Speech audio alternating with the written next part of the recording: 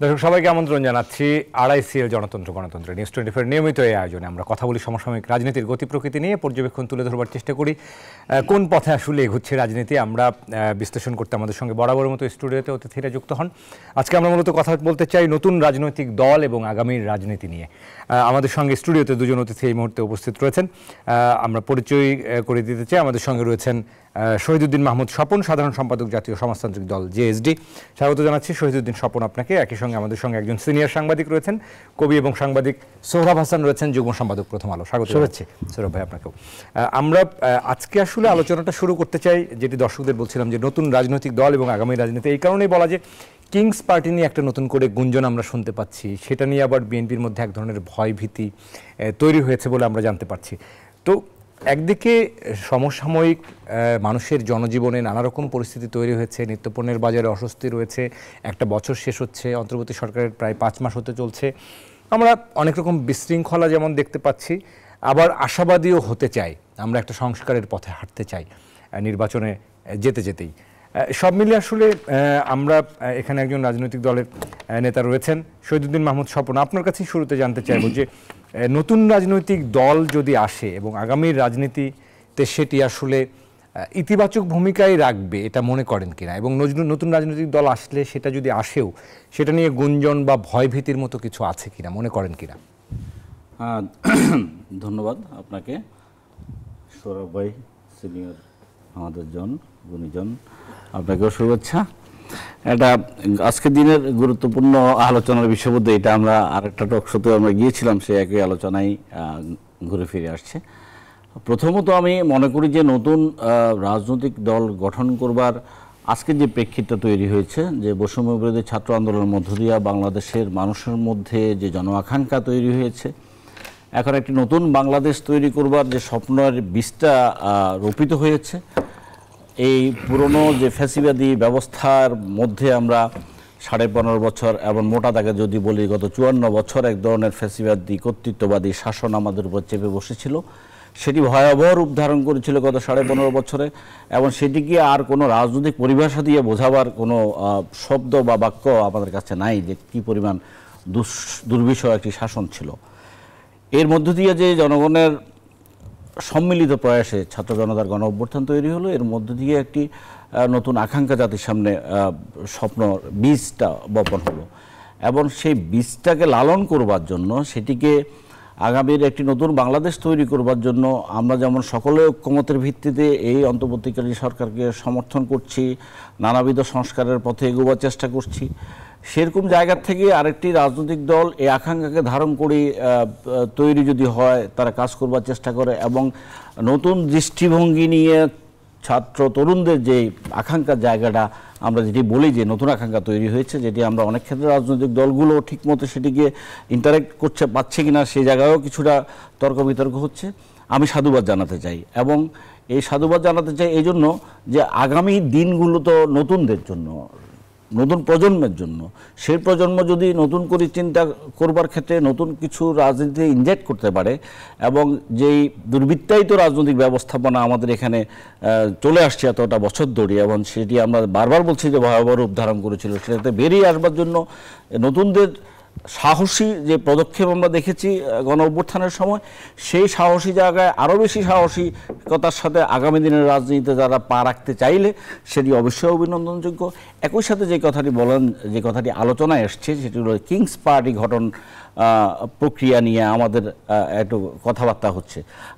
আমরা অতীতে Kings party গঠনের প্রক্রিয়া দেখেছি, বহুকাল থেকে কিংস পার্টি গঠন হয়ে আসছে। এখানে একটু ব্যতিক্রম আছে এইটুকু যে আজকে যারা অন্তর্বর্তীকালীন সরকারে আছেন তার প্রধান সহ অন্যদের আগামীতে রাজনীতিতে অংশগ্রহণ বা দল গঠনে সম্পৃক্ত হওয়ার কোনো সম্ভাবনা আমি দেখছি না। এরপরও যারা এই নতুন দল গঠন করতে চাইবেন, তারা রাষ্ট্রীয় কোনো পৃষ্ঠপোষকতা, সরকারি কোনো সুবিধা ভেতরে থেকে এই প্রক্রিয়া গেলে নৈতিকভাবে তারা দুর্বল হবেন। সেই জায়গাটা সতর্ক থাকবার জন্য আমরা মনে করি এই নতুন যেই আকাঙ্ক্ষার জায়গাটা তৈরি হয়েছে, সেটিকে রূপায়ণ করবার জন্য তাদের পথ চলাকে আমি অভিনন্দন জানাই, এবং মনে করি যে আগামী দিনে নিশ্চয়ই নতুন কিছু তারা তৈরি করতে পারবে, সেই প্রত্যাশা করি। জি নিশ্চয়ই, আমরা আবারও আসবো আপনার কাছে। আমাদের সঙ্গে সৌরভ হাসান রয়েছেন, তার কাছে যেতে চাই। আমরা যদিও দেখেছি পত্রপত্রিকায় সৌরভ হাসান যে বিএনপির কেন্দ্রীয় একজন নেতা যখন বলেছেন একেবারেই ব্যক্তিগত আলাপচারিতায় যে দলের অনেক হালচাল বিষয় নিয়ে আসলে তিনি তুলে ধরেছেন। সেখানে আমরা দেখেছি কিংস পার্টি নিয়ে যেমন ভয়ের কথা বলা হয়েছে, সেখানে বলা হয়েছে যে গোয়েন্দা সংস্থার লোকেরা নাকি একটি রাজনৈতিক দল গঠনে সহযোগিতা করছেন, এরকম বিষয়ে তুলে আনা হয়েছে। তো এখন প্রশ্ন হলো, অতীতে আমরা কিংস পার্টি গঠন নিয়ে সুফল, ব্যর্থতা, সফলতা সবই দেখেছি। এখন এই জাতীয় নাগরিক কমিটি গঠনের পর থেকেই বিএনপির নেতারা আমরা দেখছি যে কিংস পার্টি গঠনের কথাটা বলে আসছেন। এখন এটিকে তারা আসলে ১/১১ পরে ক্ষমতাসীনদের একটা অভিলাষের সঙ্গে তুলনা করছেন। আপনি মনে করেন কিনা যে এই ধরনের কিংস পার্টি অথবা নতুন রাজনৈতিক দল আমাদের আসলে এই ধরনের পৃষ্ঠপোষকতায় হলে, যেটি বলছিলেন যে প্রশ্নবিদ্ধ হওয়া, প্রয়োজনীয়তা অথবা সময়ের প্রয়োজন, আপনার আসলে মতামত এবং পর্যবেক্ষণটাই জানতে চাই। আপনি যে এই রাজনৈতিক দলগুলো নিয়ে প্রচুর লেখেন আপনি নিয়মিত। ধন্যবাদ। আপনি সম্ভবত প্রথম আলোর লেখা থেকে উদ্ধৃত করেছেন। ধন্যবাদ শহীদুদ্দিন স্বপন। আজকের এই ঘটনার সাথে কম বেশি স্বাধীনতা উত্তর রাজনীতির কিন্তু একটা মিল আছে। তখনও কিন্তু তরুণদের মধ্যে একটি নতুন স্বপ্ন, নতুন আকাঙ্ক্ষা দেখা দিয়েছিল এবং তারা একটি নতুন রাজনৈতিক দল করেছিলেন যার নাম জাসদ। এবং সেই জাসদেরই কিন্তু এক অংশের সাধারণ সম্পাদক এখানে আছেন। এখন সেই জাসদ এখন তো নানা ভাগে বিভক্ত। এক ধারায় আসামরাও এবং শহীদুদ্দিন স্বপন তারা বহন করছেন বা তারা এগিয়ে নিচ্ছেন, এরকম আরও অনেকগুলো। বাংলাদেশ জাসদ নামে একটি দল এখন,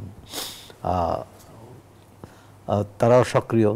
বাসদের বেশ কিছু শাখা প্রশাখা এবং আবার 14 দলে যে স্বৈরাচারের সহযোগী হিসাবে অনেকে এখন রাজনৈতিক তৎপরতা নেই, কারাগারে।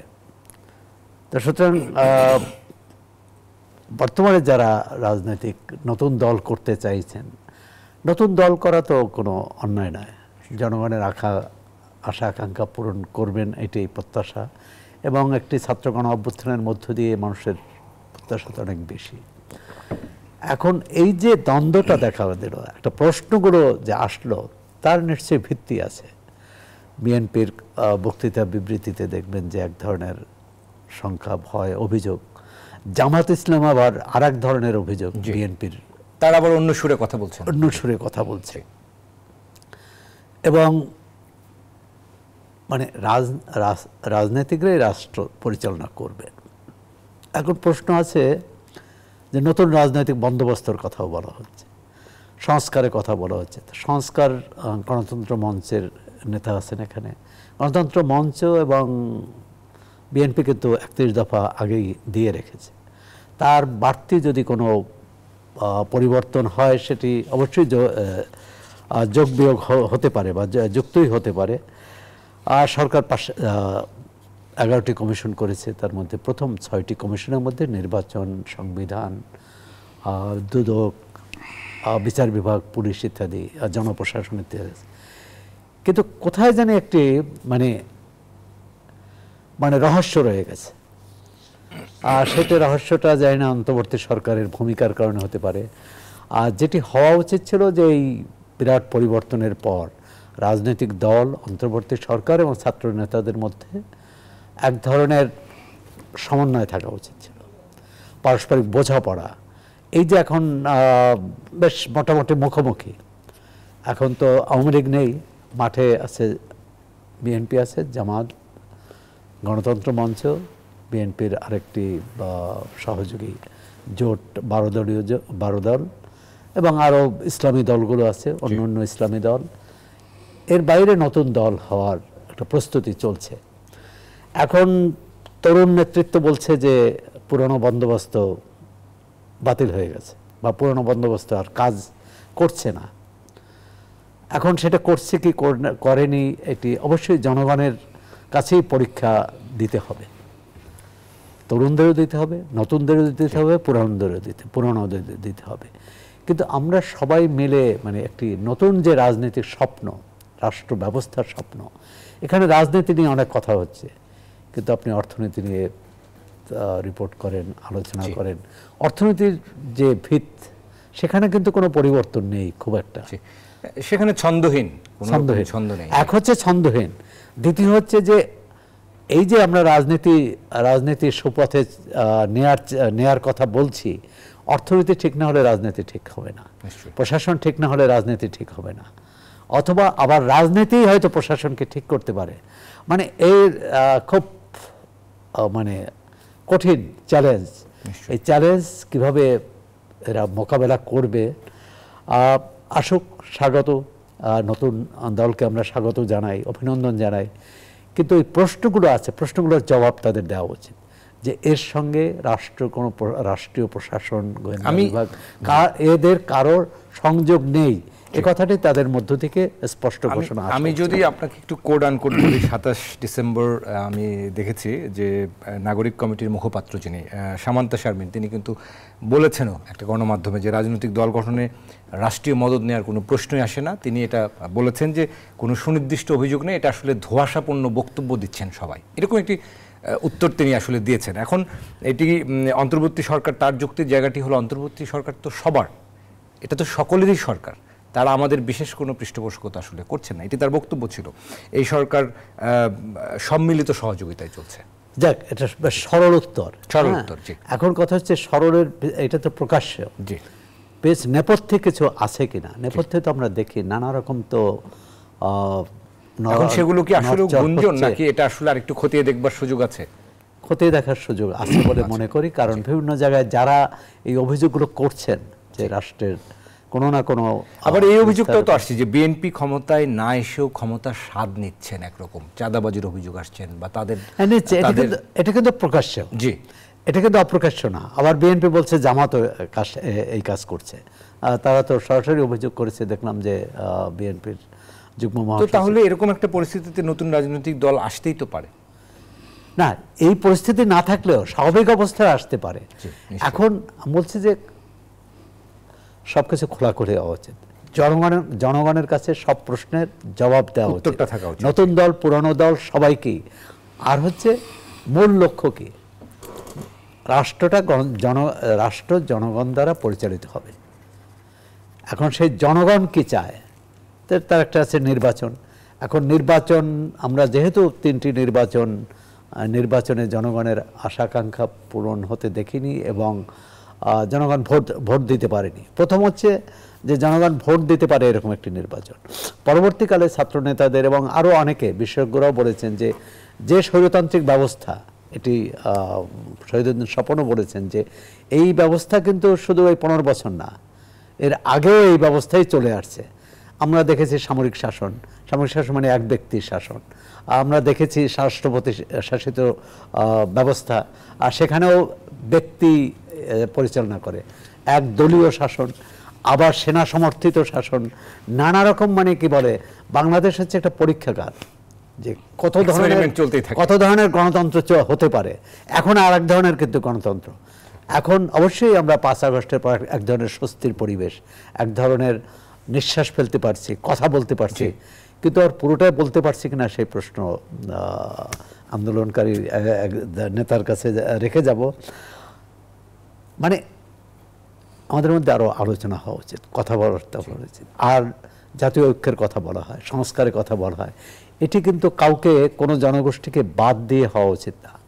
এবং এত বড় একটি এত প্রাণ ক্ষয়, এত জীবন দান এর পর যে আমরা চাই যে আওয়ামী লীগ আমলে যে ধরনের প্রতিহিংসা, যে ধরনের অন্যকে বাদ দিয়ে সব কিছু দখল করার চেষ্টা ছিল, সেটি যাতে আবার না আসে। ছাত্রনেতারাও কিন্তু এটা এক ধরনের ইঙ্গিত দিচ্ছে, যদি বিএনপিকে পুরোপুরি ছেড়ে দেওয়া হয় তাহলে তাদের মধ্যে পুরনো রাজনৈতিক ব্যবস্থা হবে। আবার বিএনপির দিক থেকে আরেক ধরনের অভিযোগ। তো সুতরাং এটি আমি মনে করি যে নির্বাচনী হাওয়া শুরু হলে এই অনেক বিতর্কের অবসান হবে। তবে রাষ্ট্র ব্যবস্থার মৌলিক পরিবর্তন হবে কিনা সেটি কিন্তু রাজনীতিকদের উপর নির্ভর করবে। এটা বড় ভূমিকা আসলে তাদের হাতেই। এবং ভবিষ্যতে যারা আসবেন ক্ষমতায়, এবং ক্ষমতার বাইরে থাকবেন, উভয়ের পক্ষে। বাংলাদেশে কোনো সরকারের আমলেই সরকার ও বিরোধী দল একসঙ্গে কাজ করেনি। কারণ এক পক্ষ চেয়েছে সব কিছু দখল করতে, আর এক পক্ষ চেয়েছে সব কিছু বিরোধিতা করতে।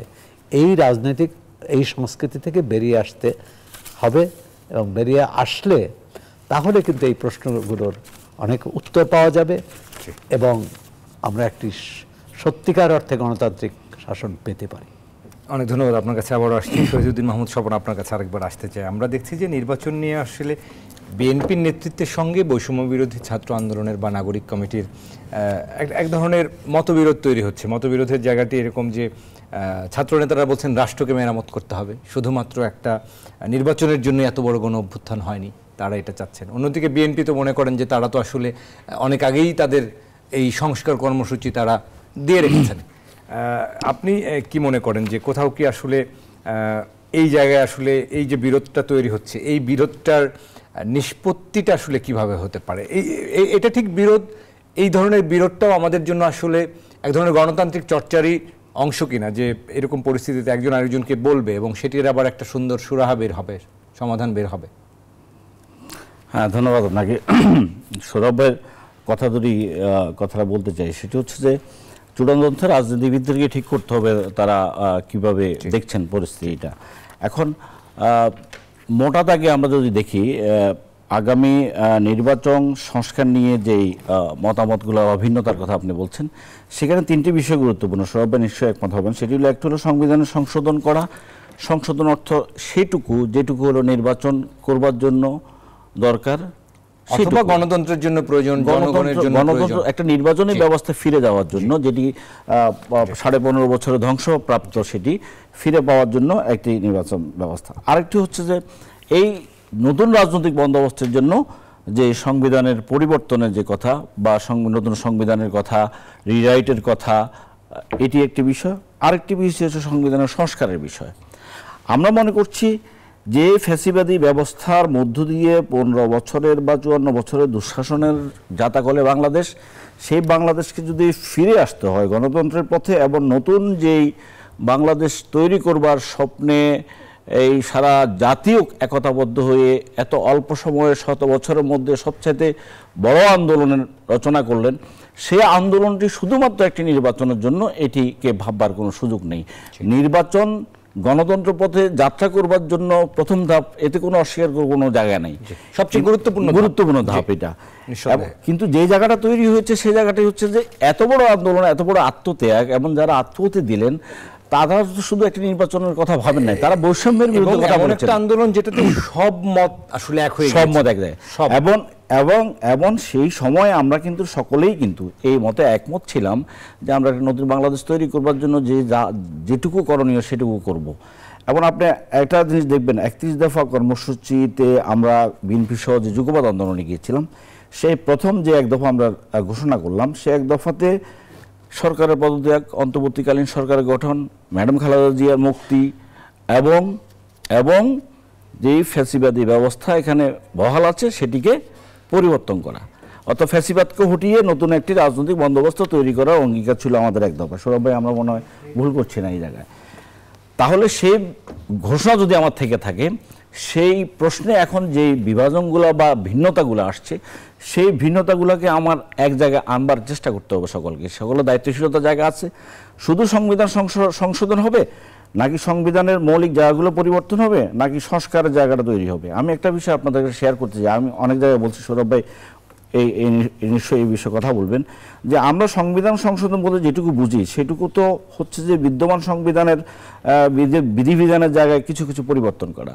কিন্তু সংবিধানের যদি মৌলিক জায়গাগুলোকে আপনাকে টাচ করতে হয়, সেগুলো যদি পরিবর্তন করতে হয়, এবং সেগুলোকে যদি আমরা মনে করি যে ফ্যাসিবাদী শাসন ব্যবস্থার উৎসস্থল বা সেখানে ফ্যাসিবাদ জন্মায়, সেই জায়গাটা যদি পরিবর্তন করতে হয়, তাহলে তো একটি নির্বাচিত সরকার হওয়ার মধ্য দিয়ে যে পার্লামেন্ট সদস্যরা নির্বাচিত হন, তাদের পক্ষে কিন্তু এটি পরিবর্তন করা সম্ভব নয়। কারণ তারা সংবিধানকে রক্ষা করার শপথ দিয়েই তারা ওত গ্রহণ করেন।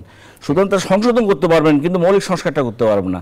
সেই জন্য যে জিনিসটা হতে পারে, এটি রাজনৈতিক দলসমূহের ঐক্যমতের ভিত্তিতে হতে পারে, অনেকগুলো অপশান আছে। সেখানে আপনি যদি আজকে মোটা দাগে সংবিধান সংস্কার, নির্বাচন কমিশন সংস্কার, আপনার জনপ্রশাসন সংস্কার সহ এই জায়গাগুলোকে যদি নিয়ে আসেন, তাহলে এই জন্য আপনি একটি পথ অবলম্বন করতে পারেন। সেটি হচ্ছে যে আমরা 70 নির্বাচনের কথা জানি, সৌরভ ভাইরা ভালো বলতে পারবেন। সেই নির্বাচন তো একটি লিগ্যাল ফরমেশনের মধ্য দিয়ে এআইএ সরকার আয়োজন করেছিলেন, যেটি একটি সংবিধান, লিগ্যাল ফ্রেমওয়ার্কের মধ্য দিয়ে সেটি একটি সংবিধান তৈরি করবে এবং সংবিধান তৈরি করবার পরেই নিয়মিত সরকার হিসেবে তারা কাজ করবে।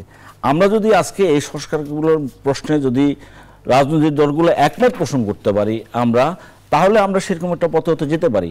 আরেকটা কথা বলতে চাই, সংবিধানের সংস্কার, এটি পরিবর্তন, এটি একটা জাতীয় ঐক্যমত্যের বিষয়। আর একটি নির্বাচন একটি দলকে ক্ষমতা বাড়ানোর বিষয়। এটিতে প্রতিদ্বন্দ্বিতা আছে, বিরোধিতা আছে, দ্বিমত আছে, অনেক কিছু আছে। কিন্তু মৌলিক জায়গায় যদি রাষ্ট্রের বৃহত্তর এই জায়গাটা যদি আপনি চিন্তা করেন, তাহলে পুরো জাতীয় ঐক্যবদ্ধ প্রয়াস নিয়ে চেষ্টাটা করতে হবে। এবার সেই জায়গায় আমরা যেখানে যেখানে যতটুকু একমত হই সেই ভিত্তিতেই করতে হবে, কাউকে বাদ দিয়ে করা যাবে না। আর শুধু একটি নির্বাচন অবশ্যই আমাদের চাই, কিন্তু সেটি তো বিরোধ আছে, সেখানে প্রতিদ্বন্দ্বিতা আছে, পক্ষ আছে, বিপক্ষ আছে, সেই পক্ষ বিপক্ষের মধ্যে ঐক্যমত্যতা থাকবে না। নিশ্চয়ই আমরা আপনাদের সঙ্গে আবার আলোচনা করবো। আমাদের একটা বিরতি নেবার সময় হয়েছে। আমরা যদিও দেখেছি যে বিএনপির জ্যেষ্ঠ নেতা রুহুল কবির রিজভী বলছেন যে ঘোলা পানিতে মাছ শিকারের চেষ্টা করছে, জামাতের কথা বলছেন।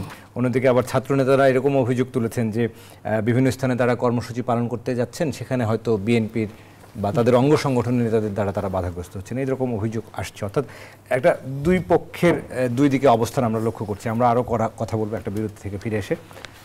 দর্শক, আরআইসিএল গণতন্ত্রে আমরা কথা বলছি নতুন রাজনৈতিক দল এবং আগামীর রাজনীতি নিয়ে। আমাদের একটা বিরতি নেবার সময় হয়েছে, ফিরবো একটু পর, আশা করি সঙ্গে থাকবেন। দর্শক, বিরতির পর আবারও স্বাগত আরআইসিএল গণতন্ত্রের সাথে আছি বাবু কামরুজ্জামান। আমরা আজকে কথা বলছি নতুন রাজনৈতিক দল এবং আগামীর রাজনীতি, এই বিষয় নিয়ে। আমাদের সঙ্গে দুজন অতিথি রয়েছেন স্টুডিওতে। আমাদের সঙ্গে রয়েছেন শহীদউদ্দিন মাহমুদ স্বপন, সাধারণ সম্পাদক জাতীয় সমাজতান্ত্রিক দল জেএসডি। সাথে আছেন সৌরভ হাসান, যুগ্ম সম্পাদক প্রথম আলো, সিনিয়র সাংবাদিক। স্বাগত জানাচ্ছি আপনাদের দুজনকে আরও একবার। আমরা বিরতির আগে নতুন রাজনৈতিক দল, কিংস পার্টির বিষয়গুলো নিয়ে খোলামেলা আলোচনা করছিলাম। আমরা যদি আরেকবার একটু সৌরভ হাসান আপনার কাছে এবারে আসি, আমরা বিভিন্ন রকম বক্তব্য শুনতে পাচ্ছি। মির্জা আব্বাস হয়তো কখনো বলছেন যে সংবিধানকে কবর দেওয়া হবে, এই ধরনের কথা শুনলে কষ্ট লাগে। অন্যদিকে বিএনপির জ্যেষ্ঠ নেতারা আসলে এই ধরনের নানান রকম প্রতিক্রিয়া প্রতিদিন সংবাদ মাধ্যমে আসছে। আমরা দেখছি ঘোলা পানিতে মাছ শিকারের কথা যেটি বলছিলাম। তো এই ধরনের মনে হচ্ছে কিনা যে এই ধরনের বক্তব্যগুলো আমাদের আবার পুরনো সময়ের কথা মনে করে দেয়? আমরা কি আবার এক ধরনের, যেখানে নতুনত্বের কথা বলছি, উদ্ভাবনী চিন্তার কথা বলছি, নতুন পথ চলার কথা বলছি, তখন আপনার কাছে কি মনে হয়? আপনি রাজনীতি নিয়ে আগের ঘটনাবলী বা আগে যেভাবেই দল হয়েছে, ইতিহাসে নানা বাঁক পরিবর্তন হয়েছে, সেই একইভাবে হবে না। আপনি দেখেন সেনা সমর্থিত সরকারের সময় এক ধরনের পরিস্থিতি ছিল, এখন আরেক ধরনের পরিস্থিতি। আর যেটি কি বলেন, জাতীয় নাগরিক কমিটির মুখপাত্র যে বললেন যে এই সরকারের সাথে তাদের কোনো সরকার এই দল করার কোনো পৃষ্ঠপোষকতা নেবে না, কিন্তু এই সরকারের 3 জন উপদেষ্টা আছে বৈষম্যবিরোধী ছাত্র সমাজ থেকে। তাদের অবস্থান কি হবে? তাদের অবস্থান একটা হতে পারে, একজন বলেছেন তারা সরকার থেকে চলে যাবেন যদি রাজনীতি করেন, আর না হলে তাদের বাদ দিয়ে হবে। আর সেখানেও বেশ 3 জনই গুরুত্বপূর্ণ, কারণ বাংলাদেশের রাজনীতিতে তো এক ধরনের ব্যক্তির এক ভূমিকা বেশ বড়।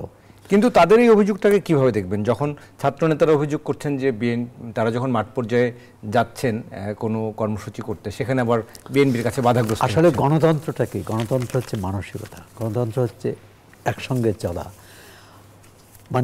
এই ব্যাপারে সবাই এক ছিল যে স্বৈরশাসনের বিদায়, 5 আগস্ট সেটা হয়ে গেছে। এরপরে কিন্তু সমস্যা হচ্ছে যে বিজয়ের হিস্সা কে নেবে। অর্থাৎ আমার বিজয় ধরে রাখাটা চ্যালেঞ্জ। এটা কিন্তু 71-এর পরেও হয়েছে, মুক্তিযুদ্ধের পরেও, যে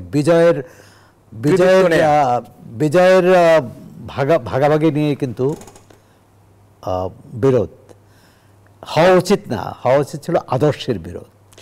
আর ছাত্রনেতারা আদর্শের কথা বলছেন। এখন এখানে একটা বড় সমস্যা হলো, যেটি প্রধান উপদেষ্টাও বলেছেন, যে এই সরকারটি হচ্ছে ছাত্র নেতাদের আন্দোলনের ফসল। এখন যখন তাদের উপর পুরো কৃতিত্ব দেওয়া হলো, তখন রাজনৈতিক দলগুলো কিন্তু একটু বঞ্চিত হলেন, মন খারাপ করলেন, মন খারাপ করলেন, ক্ষুব্ধ হলেন। এখন এটা প্রতিকার কি? আসলে এও তো ঠিক যে রাজনৈতিক দলগুলো, এটা যেমন ঠিক রাজনৈতিক দলগুলো 15 বছর আন্দোলন করে আওয়ামী লীগ সরকারকে হটাতে পারেনি, আবার এটাও ঠিক যে এই 36 দিনের আন্দোলনেই পিছনে রাজনৈতিক দলগুলোরও ভূমিকা ছিল, এবং ছাত্র নেতারা এটা স্বীকারও করেছে। না হলে একসঙ্গে বসলেন কি করে? সরকার গঠনের ব্যাপারে তাদের সঙ্গে তো আলোচনাও হয়েছে। পরবর্তীকালে যে বিরোধটা হলো যে ছাত্র নেতারা চাচ্ছেন যে দেশটা এভাবে চলবে, মানে তারা অন্তত এই যে সংবিধান আছে, যে রাষ্ট্রপতি আছেন তারা কোনোভাবেই মানতে পারেনি। তারা নতুন ব্যবস্থা চাচ্ছেন। নতুন ব্যবস্থা মানে নতুন সংবিধান, নতুন ব্যবস্থা মানে তারা এটাকে বিপ্লবী বলছেন। এখন বিপ্লব করে আওয়ামী লীগের নিয়ন্ত্রিত সংবিধানের অধীনে যে কথাটি শহীদুদ্দিন স্বপন বলছিলেন যে শপথ নেয়া, এই সরকারও কিন্তু এই সংবিধান রক্ষার শপথই নিয়েছেন। সংবিধানে যখন তারা শপথ নিয়েছেন কিন্তু এই সংবিধান রক্ষার ওয়াদা করেছেন। এখন এই সংবিধান তারা কিভাবে করবে? তার সংবিধান তো এটি অপরিবর্তিত না, যে এটি পরিবর্তন করা যাবে না, ধর্মগ্রন্থ না। এখন এটা আলোচনার মধ্যেই হওয়া উচিত, আর না হলে চূড়ান্ত হওয়া উচিত গণভোট অথবা সংবিধান সভা। যেটা স্বপন ভাই বলার চেষ্টা করেছিলেন যে তাহলে আমরা যদি ধরেন নতুন সংবিধান হলো বা সংবিধান পুনর্লেখন হলো বা সংবিধানের ব্যাপক রদবদল হলো। আজকে প্রথম আলোয় এই ডক্টর আলী রিয়াজ, যে সংবিধান সংস্কার কমিশনের প্রধান, তিনি কিন্তু এই কথাগুলো বলেছেন যে অনেক বিষয়ে একমত হয়েছে, এবং এটি পুনর্লেখন বলি বা সংবিধান সংস্কার বলি, মোটা দাগে যে বিষয়গুলো, যে গণতন্ত্রের বাধাগুলো দূর করা। একটা হচ্ছে একক কর্তৃত্ব না হয়, একক ক্ষমতা না হয়, একই ব্যক্তি একাধিক পদ দখল করে না থাকে। সংবিধানের 70 অনুচ্ছেদ নিয়ে একটা 70 অনুচ্ছেদ কিন্তু পরের, কিন্তু তার আগের অনুচ্ছেদগুলো আমাদের এখানে যেভাবে মনোনয়ন হয় তাতে তো ওই মনোনীত ব্যক্তি বা এমপি পরে নির্বাচিত হওয়ার পর দলের বাইরে কিছু করতে পারে না, দলের বাইরে কোনো কথা বলতে পারে না, কারণ তিনি জানেন যে মনোনয়নের শক্তিটা তার নয়, এলাকার মানুষ তাকে নিয়ে আসেনি, উপর থেকে তাকে চাপিয়ে দেওয়া হয়েছে। এমনও তো হয়েছে বা আগামীতেও হওয়ার আশঙ্কা আছে যে এলাকায় এই নির্বাচনের আগে হয়তো ওই এলাকায় ওই ব্যক্তি আর জানি না, কিন্তু তিনিই সেখানে এমপি হবেন। হ্যাঁ, আমি একটি কথা বলি যে বাংলাদেশের এই যে 300 আসন, তো 300 আসনের 200-র বেশি আসন হচ্ছে অনাবাসী এমপি। অনাবাসী মানে তারা সেখানে বাস করে না। বাংলাদেশ সব এমপি তো ঢাকা শহরে থাকেন। জি, নিঃসন্দেহে। ইউনিয়ন পরিষদের চেয়ারম্যান ঢাকা শহরে থাকে। এখন ইউনিয়ন পরিষদের চেয়ারম্যান ঢাকা থাকেন। আপনি যে ঢাকা যে অসহনীয় হয়েছে তা কেন হবে না? আপনার এমন কোনো ইউনিয়নও পাবেন না যে তার পরিবার ঢাকায় থাকে না, এমন কোনো ওসি পাবেন না যে তার পরিবার ঢাকায় থাকেন না। বাংলাদেশের সব সাংবাদিক ঢাকায়, বাংলাদেশের সকল পেশাজীবীর ঢাকায়।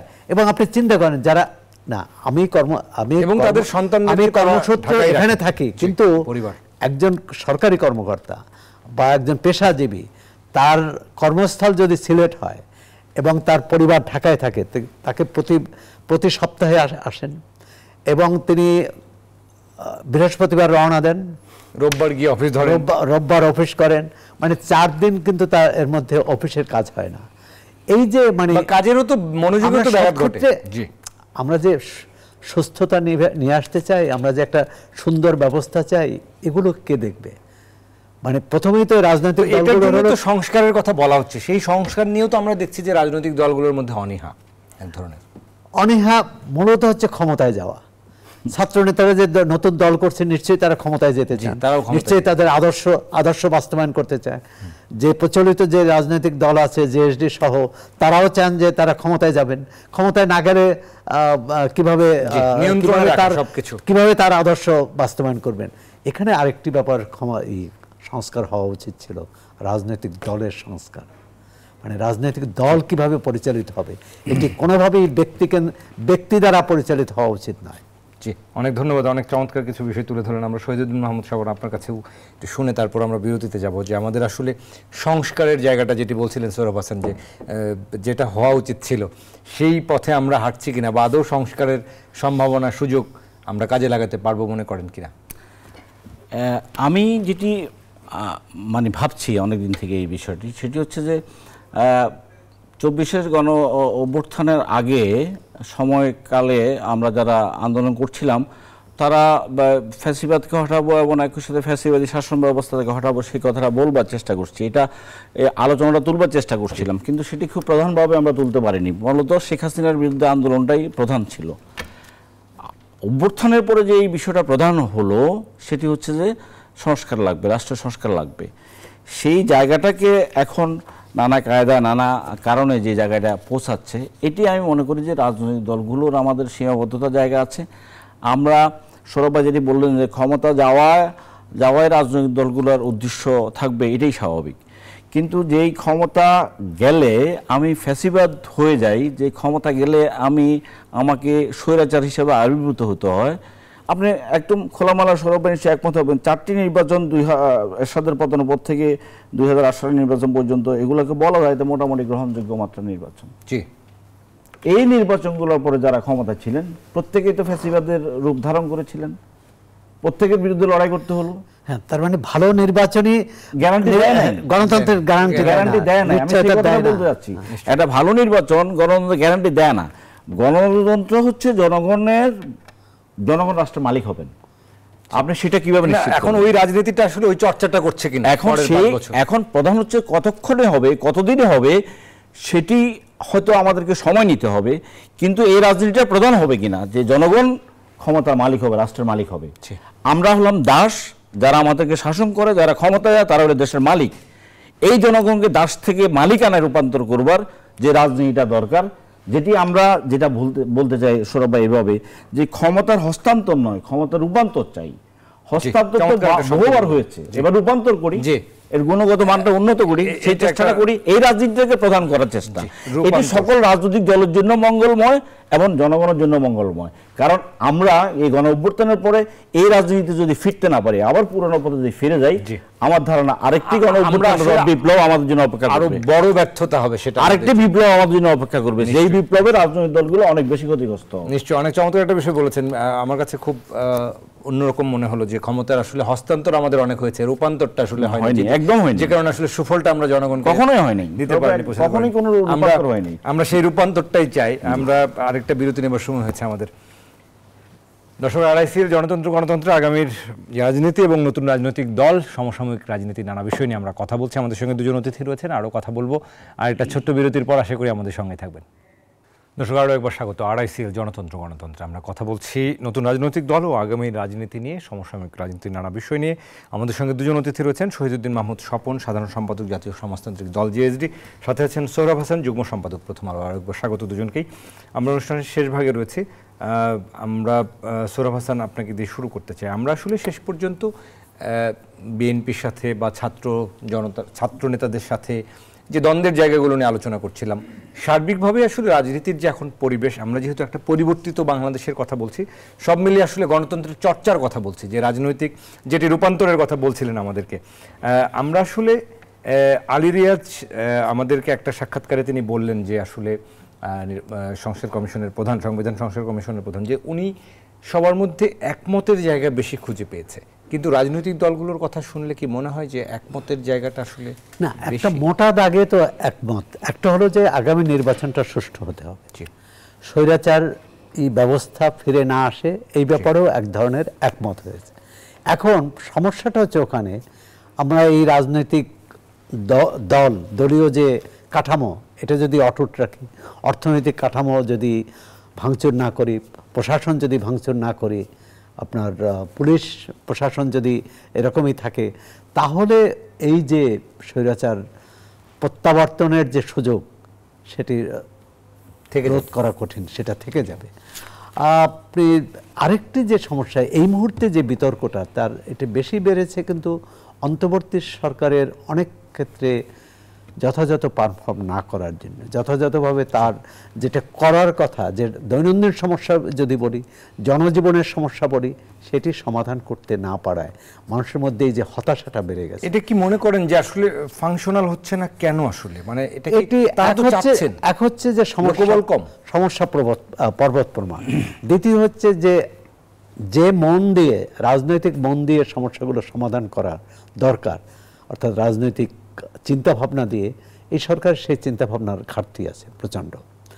এমনকি অন্যের পরামর্শ, অন্যের সহযোগিতা নেওয়া, বিশেষ করে রাজনৈতিক দলগুলোর। হ্যাঁ, ছাত্রদের আমরা ধরে নিলাম, এখানে যে কথাটি স্বপন ভাই বলছিলেন যে স্বাধীনতার পর বঙ্গবন্ধু একদলীয় শাসন, একদলীয় শাসন পরে দলীয় সরকার না করে সর্বদলীয় সরকার করতে পারতেন। সেই প্রশ্নটা কিন্তু এখনও, এই যে ছাত্র গণ অভ্যুত্থান হলো, গণ অভ্যুত্থানে যারা সহযোগী ছিলেন সবাইকে নিয়ে একটা রাজনৈতিক সরকার হতে পারত, সর্বদলীয় সরকার। তখন এখন আমাদের রাজনৈতিক দলগুলোর মধ্যে তো এই যে একসঙ্গে সরকার চালানোর মানসিকতা নেই। কারণ দেখেন, এর মধ্যে একসঙ্গে আন্দোলন করেছে বিএনপি, জামাত, এখন পরস্পর প্রায় প্রতিদিন একে অপরকে ইঙ্গিত করে কিন্তু অভিযোগ করছে, কথা বলছেন। সুতরাং আমরা কিভাবে চলবো? কাদা ছোড়াছুড়ির মতো হয়ে যাচ্ছে। এমনকি ধরেন এখন জামাতও যদি না থাকে, তাহলে বিএনপি নিজেরাই করবে। আবার যদি বিএনপিও ধরেন নিষ্ক্রিয় থাকলো, আপনি দেখেন যে ছাত্র নেতাদের মধ্যে কি মতভেদ নাই, তাদের মধ্যে কি পাল্টাপাল্টি নেই, এবং এক পক্ষ আর এক পক্ষ দায় নিতে চান না। তবে আমাদের নতুন দৃষ্টিভঙ্গি নিয়ে এগোতে হবে। এই নতুন দল, নতুন বছরে নতুন দলকে আমরা স্বাগত জানাই, কিন্তু সেই দলের পুরনোর যে কাঠামো, সেটি যেমন ভাঙতে হবে, পুরনো যে বৈরিতা, সেটি থেকে দূরে থাকতে হবে। আর যদি মনে করা হয় যে জাতীয় ঐক্যের বিষয়টি খুব জরুরি, রিকনসিলিয়েশন মানে পুনরেকত্রীকরণ, মানে আমরা যে একটা রাষ্ট্র কেন হয়, ওই ভূখণ্ডের মানুষগুলো সিদ্ধান্ত নেয় যে আমরা একটা রাষ্ট্র করতে চাই। বাংলাদেশের মানুষ যে এই 56,000 বর্গমাইলের মধ্যে তারা যুদ্ধ করেছিল যে এইটা একটি রাষ্ট্র হবে, এবং সেই রাষ্ট্রের ব্যাপারে সবার একমত হতে হবে। আমরা যদি সবসময় যুদ্ধ করি যে দেশের অর্ধেক মানুষ রাষ্ট্র বিক্রি করে দিচ্ছে, তাহলে ওই রাষ্ট্র টিকবে না। এই যে সম্প্রতি সংলাপ হলো যে জাতীয় সংস্কার নির্বাচন ঐক্য, এবং প্রধান উপদেষ্টা একটা চমৎকার কথা বলছেন যে সংস্কার ঐক্য ছাড়া সংস্কার কাজ হবে না, আবার সংস্কার ছাড়া নির্বাচন সুফল দেবে না। তা আমাদের ভাবতে হবে, ঐক্য রাখতে হবে, সংস্কার করতে হবে, নির্বাচন তো চূড়ান্ত গন্তব্য। নিশ্চয়ই এটাই আসলে শেষ পর্যন্ত আমাদের আসলে সুফল বয়ে আনতে পারে, যদি সেটা আমরা করতে পারি। আমরা শহীদুদ্দিন মাহমুদ স্বপন এই একই বিষয়ে আপনার কাছেও জানতে চাইবো যে আমাদের আসলে শেষ পর্যন্ত ডান দিক অবস্থানের থেকেও অনেক বেশি ঐক্যমত্যের জায়গাটা ফোকাস করা অনেক বেশি জরুরি। সেই একমতের জায়গাটা আসলে কিভাবে হতে পারে, বা সেই পরিবেশটা আমাদের আছে মনে করেন কিনা? আমি সৌরভ ভাই জাতীয় ঐক্যমত্যের যে বিষয়টির কথা বললেন, এই বিষয়ে আমরা একটা প্রস্তাবনা দিয়েছিলাম আমাদের দলের পক্ষ থেকে, আমাদের মঞ্চেরও কেউ দিয়েছিলেন, যে আমরা সরকারকে আহ্বান জানিয়েছিলাম রাজনৈতিক দলসমূহের সাথে দূরত্ব যেন তৈরি না হয়, তাদের সাথে কথা বলবার যেন একটা পরিবেশ বজায় থাকে, সেই জন্য আমরা জাতীয় একটি কাউন্সিল করবার প্রস্তাব দিয়েছিলাম, যেটি প্রত্যেকটা রাজনৈতিক দলের প্রতিনিধিত্ব থাকবে। মাসে 15 দিনে তারা এক ধরনের একটা সংযোগটা তৈরি হবে। তাতে করে অন্তর্বর্তীকালীন সরকার কি করছেন, কি করতে চান, সে বিষয়ে খোলামেলা আলোচনা করবার ক্ষেত্রে এক ধরনের সুযোগ তৈরি হবে, অথবা রাজনৈতিক দলসমূহ তার মতামতটা দেওয়ার চেষ্টা করতে হবে। এইটি যদি করা যেত, তাহলে যেই জায়গাগুলো সরকার পরিচালনা করবার ক্ষেত্রে যেসব অদক্ষতার কথা বলছি আমরা, যেসব জায়গায় সরকার ব্যর্থ হচ্ছে আমরা মনে করছি, সেগুলো তো সব মিলিয়ে আমাদের জন্য খারাপ খবর। কিন্তু একই সাথে এই সরকারের সামনে যে চ্যালেঞ্জসমূহ আছে, অতীতের কোনো কেয়ারটেকার সরকারের নামে যেগুলো ছিল, এগুলোর সামনে কিন্তু এত চ্যালেঞ্জ ছিল না। আমরা 11টা কমিশন, কয়টা সৌরভ ভাই? 11টা কমিশন গঠিত হয়েছে, মেজর, এবং তার ভিতরে সংবিধান একটা বিশাল বিষয় যেটা নিয়ে কথা হচ্ছে, সেটা নিয়ে কাজ করা, জনপ্রশাসন যেভাবে লণ্ডভণ্ড হয়ে গেছে সেটা নিয়ে কাজ করা, পুলিশ প্রশাসন নিয়ে কাজ করা, নির্বাচন কমিশন যে অথর্বতার জায়গায় পৌঁছে গেছে সেটা নিয়ে কাজ করা, এই চ্যালেঞ্জগুলো কাজ করে একটা নির্বাচনে যাওয়া, এটা তো একটা বিশাল কাজ, বিশাল কর্মযজ্ঞ সেই আসলে। কাজটা এই সরকার করছে। সেই ক্ষেত্রে আমরা মনে করছি যে ওই ঐক্যমত্য তৈরি করা রাজনৈতিক দলগুলোর কোনো বিকল্প নাই। আরেকটা বিষয় আপনি একটু আমার উপলব্ধির জায়গা থেকে বলতে, সৌরভ ভাই নিশ্চয়ই এই বিষয়ে আশা করব কখনো আপনি যদি লিখেন। আমরা মনে করছি যে বাংলাদেশের শাসন ব্যবস্থার বড় দুর্বলতা হচ্ছে শুধুমাত্র রাজনৈতিক দলের শাসন। এখানে রাজনৈতিক দলের বাহিরে যে সমাজ শক্তি সমূহ আছে, সৌরাবসনের মতো মানুষ রাষ্ট্রীয় রাজনীতিতে অবদান রাখবার তার কোনো জায়গা নেই। মানে বিভিন্ন শ্রেণী পেশার মানুষের আপনাদের সেই অবদান রাখার জায়গা নাই। আপনাদের সেই আমরা বলি কিন্তু সমগ্র জাতির কাছে বলতে চাই যে সোহরাব হোসেন বাংলাদেশের রাজনীতিতে বাংলাদেশের ক্ষমতা কিন্তু রাজনীতির আরেক দল তখন আপনাকেই বলে বসবেন যে উনি তো এনজিও করেন অথবা উনি একজন সাংবাদিক। আমি সবাইকে বলছি, আমি সোহরাব হোসেন কথা বলছি না, আমি বলছি সমস্ত শ্রেণী পেশার মানুষ যারা অবদান রাখতে পারেন। আমাদের যে দুর্বৃত্তায়িত রাজনীতি চলছে, যাদের এখানে অংশগ্রহণ করবার, এখানে টকশোতে কথা বলা আছে, সৌরভ ভাইদের কি করার আছে? এই পার্লামেন্টে সৌরভ ভাই ঢুকতে পারবে? আমরা ঢুকতে পারবো? যে নির্বাচন হবে, যে মনোনয়ন প্রক্রিয়ার কথা উনি বলছেন, যে টাকার যে এই যে একটা নির্বাচন করবেন, কোটি কোটি টাকা লাগবে, কে টাকা দিয়ে নির্বাচন করবে? দুর্বৃত্ত ছাড়া রাজনৈতিক কর্মীদের আমরা জানি যে নির্বাচন এলে বড় রাজনীতিবিদদের ড্রয়িং রুমে সেটি এবং যারা রাজনীতিবিদ আছেন বড় দলের, তাদেরও কারো না কারোর থেকে টাকা নিতে হয়। তাহলে কার থেকে টাকা নিচ্ছেন? যে অবৈধভাবে টাকা রোজগার করছে তার থেকে টাকা নিচ্ছেন না। সেই জন্য কথাটা বলছি, এই মানুষগুলোকে যদি আপনি রাষ্ট্রীয় ক্ষমতার অংশীদার না করেন, অংশীজন না করেন, তাহলে গণতন্ত্র টেকসই হবে না। সেই জন্য আমরা পার্লামেন্টের উচ্চকক্ষের কথা যেটি বলা হচ্ছে, আমরা রিয়াজ সাহেবের প্রস্তাবনায় বা ওনার সাক্ষাৎকারে দেখলাম উনি সংখ্যানুপাতিক প্রতিনিধিত্বের কথা বলছেন। আমি একটু শেষ করবো। পার্লামেন্টের নিম্নকক্ষে আপনার রাজনৈতিক দল, উচ্চকক্ষে আবার রাজনৈতিক দলের সংখ্যানুপাতিক প্রতিনিধিত্ব কেন দরকার? আপনার যদি সংখ্যানুপাতিক প্রতিনিধিত্ব চান, 300 জায়গায় 100 যোগ করি, পার্লামেন্ট নিম্নকক্ষে 100 করে সংখ্যানুপাতিক দলগুলো প্রতিনিধিত্ব দেন। কিন্তু পার্লামেন্টের উচ্চকক্ষ তাদেরকেই রাখেন যারা কোনো অবস্থায় ক্ষমতার অংশীজন থাকে না, অংশগ্রহণ করতে পারে না, তার ভূমিকা রাখতে পারে না। সেই শ্রেণী পেশার মানুষগুলোকে যদি আপনি সেখানে রাখেন, এবং একই সাথে এটা অদলীয় ভিত্তিতে হবে, এবং নিম্নকক্ষের যে রাজনৈতিক আধিপত্য, দলীয় আধিপত্য, যেটা 70 অনুচ্ছেদ দ্বারা এক দলের কর্তৃত্ব এখানে প্রয়োগ করা হয়, সেটিকে চ্যালেঞ্জ করতে পারে উচ্চকক্ষ, কারণ তারা দলীয় ভিত্তিতে নির্বাচিত হবেন না। সেই মানুষগুলোকে অবদান রাখার সুযোগ করে, এবং এর মধ্য দিয়ে আমরা যেটিকে বলি সকল মানুষের গণতন্ত্র, সকল মানুষের অংশগ্রহণের গণতন্ত্র, যেটিকে অংশীদারিত্বের গণতন্ত্র আমরা বলি, সেই কাজটি আগামী দিনের সংস্কারে গুরুত্ব পাবে, এটা প্রত্যাশা করতে চাই। অনেক ধন্যবাদ শহীদুদ্দিন মাহমুদ স্বপন এবং সোহরাব হাসান, আপনাদের দুজনকে আমাদের সময় দেওয়ার জন্য। আমরাও শেষ পর্যন্ত, শেষ কথা এটাই হতে পারে যেটি সোহরাব ভাই একটু আগেও বলছিলেন, যে শেষ পর্যন্ত আমাদের একটা ঐক্যমত্যে আসলে পৌঁছতে হবে। আপনি যেটি বলছিলেন যে রূপান্তরের পথে হাঁটতে হবে, রাজনৈতিক একটা রূপান্তর প্রয়োজন, সেই রূপান্তরের কথা আসলে আমাদের ভাববার সময় এসেছে।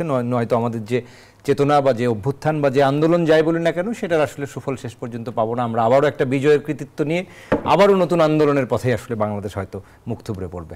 আমরা আবারও অসংখ্য ধন্যবাদ জানাই আপনাদের সময় দেওয়ার জন্য। দর্শক, আড়াইসিয়াল গণতন্ত্র আমরা আজকের মতো এই প্রত্যাশা নিয়েই শেষ করব যে বাংলাদেশ যেন যে বৈষম্যহীন বাংলাদেশের যে আকাঙ্ক্ষা, সেই আকাঙ্ক্ষার পথে আসলে হেঁটে যায়, সেই রূপান্তরের পথে যেন হেঁটে যায়, সেই প্রত্যাশায় বিদায় নিচ্ছি। সবাইকে শুভরাত্রি জানাচ্ছি। আগামীকাল আবারও দেখা হবে নতুন বিষয় নিয়ে, নতুন অতিথিদের সাথে। সবাই ভালো থাকুন, সুস্থ থাকুন।